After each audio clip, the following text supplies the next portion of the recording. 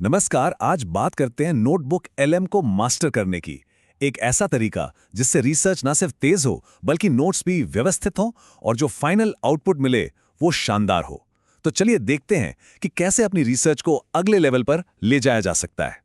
अगर इसका इस्तेमाल सिर्फ फाइल अपलोड करके एआई से कुछ सवाल पूछने तक ही सीमित है, तो शायद हम भी उन 99% लोगों में से हैं जो इस टूल की असली पावर को मिस कर रहे हैं।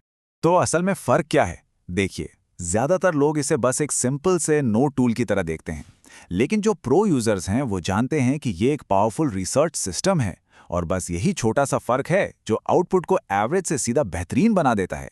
तो सवाल उठता है, इसका हल क्या है? जवाब बहुत सीधा है। हमें अपना सोचने का तरीका बदलना होगा। एक रिसर्चर की तरह सोचना शुरू करना होगा। अच्छा, तो जब हम कहते हैं कि नोटबुक एलएम एक रिसर्च सिस्टम है, तो इसका मतलब क्या है? इसका सीधा सा मतलब है कि इससे हमारे गाइडेंस की ज़रूरत है। हम सोर्स चुनते हैं, हम इसे बताते हैं कि क्या करना है, और फिर ये उस सारी जानकारी को हमारे लिए ऑर्गेनाइज करके एकदम आसान बना देता है। चलिए अब सीधे प्रो वर्कफ्लो पर आते हैं। पहला और सबसे जरूरी स्टेप है सही सोर्सेज को चुनना। सच कहूं तो सारी कहानी यहीं से शुरू होती है। चलिए एक एग्जाम्पल लेते हैं। मान लीजिए डिजिटल मार्केटिंग पर रिसर्च करनी है। टूल ने हमें 10 सोर्सेज दे दिए। अब एक प्रो यूजर यहाँ क्या करेगा? वो सीधे सभी 10 का इस्तेमाल नहीं करेगा। नहीं, वो पहले उन्हें रिव्यू करेगा और फिर सिर्फ सबसे काम के, सबसे ज़रूरी सोर्सेज को ही चुनेगा, जैसे कि वो जो 2026 के ट्रेंड्स पर फोकस कर रहे हों। ठीक है, तो सोर्सेस चुन लिए।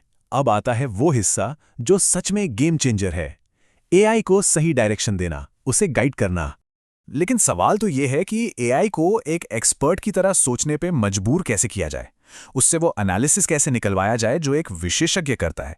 असली जादू बस यहीं पर होता है।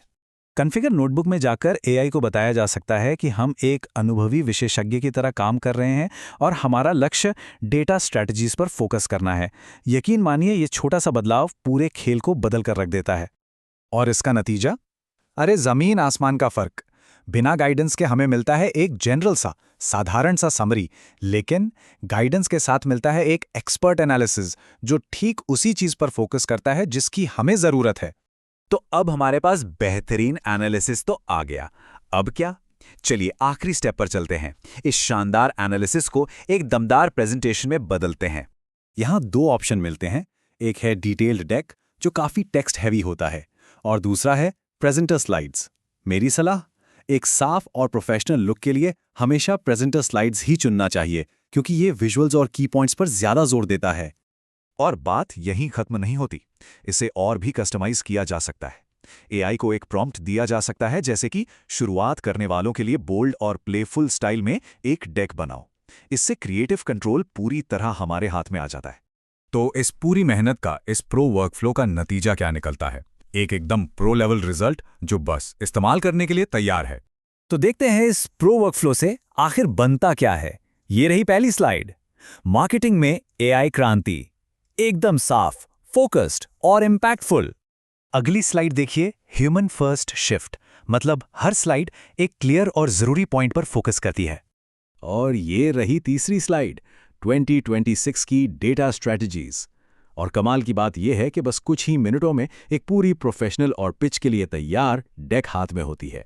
तो चलिए इस चर्चा को एक आखिरी सवाल के साथ खत्म करते हैं। क्या भविष्य का असली स्किल इंफॉर्मेशन खोजना है, या फिर हमारे पास मौजूद इस पावरफुल इंटेलिजेंस को सही रास्ता दिखाना, उसे गाइड करना है? शायद नोटबुक एलएम जैसे टूल्स की असली ताकत यही है।